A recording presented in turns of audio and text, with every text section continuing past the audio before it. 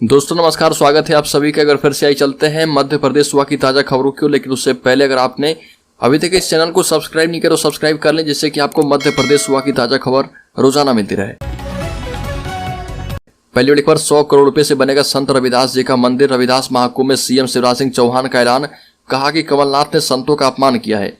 मुख्यमंत्री शिवराज सिंह चौहान ने सागर में संत रविदास महाकुंभ में बड़ा ऐलान किया और कहा कि मध्य प्रदेश की धरती पर 100 करोड़ रुपए की लागत से रविदास का विशाल और भव्य मंदिर बनाया जाएगा।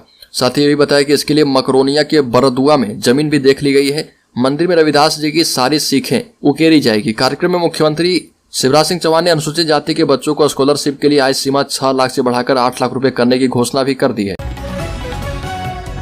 और भिंड जिले में करंट लगने से 7 नीलगाय की मौत। किसान ने फसल रखवाली के लिए ट्रांसफार्मर से जोड़ा था तार। भिंड के बरोही थाना क्षेत्र में एक किसान ने अपने खेत की रखवाली के लिए बिजली ट्रांसफार्मर से करंट का तार जोड़ दिया। इस करंट की चपेट में आने से रात्रि के समय 7 नीलगायों की मौत हो गई।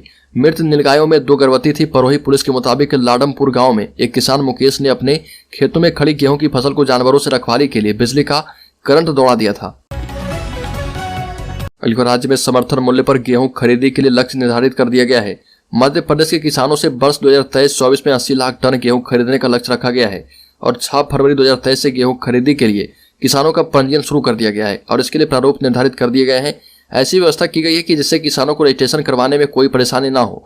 किसान अपने मोबाइल से भी पंजीयन कर सकते हैं। सिंगरौली जिले में किसानों ने 2 दिन का समय व्यतीत हो जाने के बाद भी अभी तक एक भी किसान का पंजीयन नहीं किया है।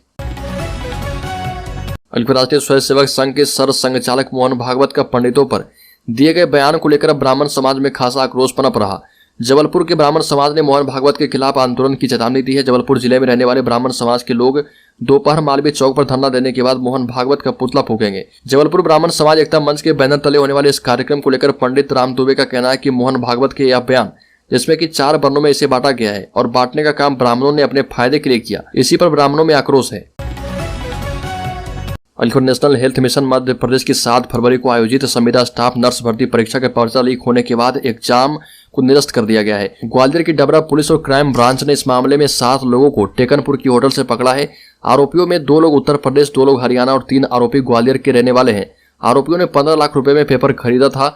परीक्षा निरस्त करने की पुष्टि एनएचएम मध्य प्रदेश के मुख्य प्रशासकीय अधिकारी के रावत के आदेश से हुई है, जो कि परीक्षा एजेंसी के एमडी को लिखा गया है। पकड़े गए संदिग्ध इलाहाबाद के रहने वाले बताए जा रहे हैं। मध्य प्रदेश के चुनाव में आम आदमी पार्टी की एंट्री से बीजेपी कांग्रेस में खलबली। 1.5 दर्जन सीटों पर मंडराए खतरा। इस साल के अंत तक मध्य प्रदेश में विधानसभा चुनाव होने हैं। दिल्ली की सत्ताधारी पार्टी आम आदमी पार्टी ने राज्य की सभी 230 विधानसभा सीटों पर चुनाव लड़ने का ऐलान किया है और इसके लिए तैयारियां शुरू कर दी है। आम आदमी पार्टी ने इस दिशा में एक मिस्ड कॉल नंबर जारी किया ताकि अधिक से अधिक संख्या में लोगों को पार्टी से जोड़ा जा पाए और उन सभी तक अपनी बातें पहुंचाई जा पाए। आम आदमी पार्टी के चुनावी मैदान में उतरने से सत्ताधारी बीजेपी और 2018 के चुनाव में सबसे बड़ी पार्टी बनकर उभरी कांग्रेस को करीब 1.5 दर्जन सीटों पर खतरा मंडराने लगा है। आम आदमी पार्टी संविदा पर बहाल कर्मियों को अस्थायी करने का मुद्दा उछाल सकती है। साथ ही आम आदमी पार्टी लोगों को मुफ्त बिजली पानी देने का वादा कर सकती है। राज्य में कमलनाथ के नाम पर बटी कांग्रेस। 2 धड़ों से आ रहे अलग अलग बयान। आपको बता दें कि मध्य प्रदेश में जैसे जैसे चुनाव नजदीक आ रहे हैं, सियासी बयानबाजियां तेज होती जा रही है। हमेशा बीजेपी के निशाने पर रहने वाले कमलनाथ के नाम पर उनकी पार्टी 2 धड़ों में बढ़ती जा रही है। कांग्रेस के मुख्यमंत्री फेस के लिए प्रदेश से अलग अलग बयान सामने आ रहे हैं। अब कमलनाथ को दिग्विजय सिंह के बेटे और पूर्व मंत्री जयवर्धन सिंह का खुला समर्थन मिल चुका है। राज्य में लाखों पेंशनधारियों ने शिवराज सरकार को दे दी है धमकी। कहा कि पेंशन नहीं देंगे तो वोट नहीं देंगे। चुनावी साल में शिवराज सरकार की टेंशन बढ़ती जा रही है। अब 7.5 लाख कर्मचारियों ने प्रदेश सरकार को धमकी दी है। आंदोलन करने वाले कर्मचारियों ने पेंशन नहीं तो वोट नहीं का ऐलान किया है। कर्मचारियों की मांग का कांग्रेस ने समर्थन कर आंदोलन को धार दे दिया है। पूर्व मुख्यमंत्री कमलनाथ ने कांग्रेस की सरकार बनने पर पुरानी पेंशन बहाली का वादा किया है। कर्मचारियों का कहना है कि सांसद विधायकों को पेंशन दिया जाता है तो कर्मचारियों को क्यों नहीं पेंशन दिया जा सकता है।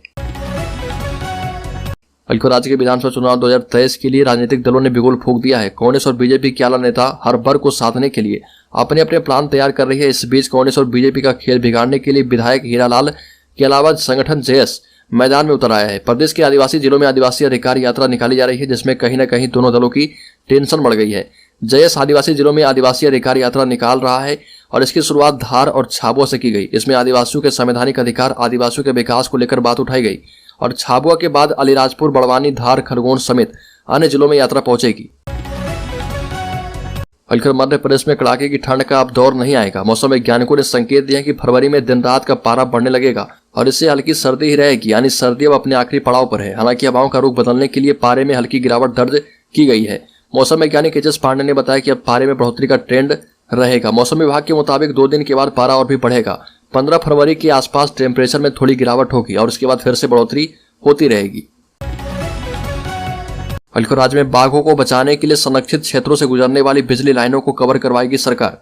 बाघ, तेंदुआ सहित अन्य वन्य प्राणियों के करंट से शिकार की घटनाओं को रोकने के लिए संरक्षित क्षेत्रों, टाइगर रिजर्व, नेशनल पार्क अभ्यारण्य से गुजरने वाली बिजली लाइनों को इंसुलिन यानी कवर किया जाएगा।